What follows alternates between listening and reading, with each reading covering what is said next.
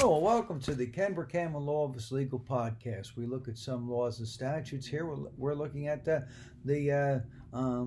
lessening of the penalties for magic mushrooms.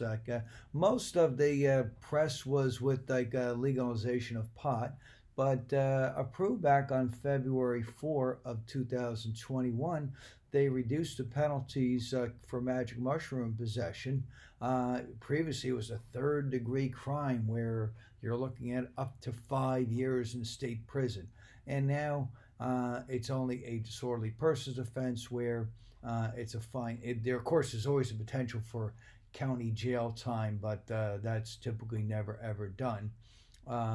So possession of 1 ounce or less is a disorderly persons offense under the magic mushroom statute.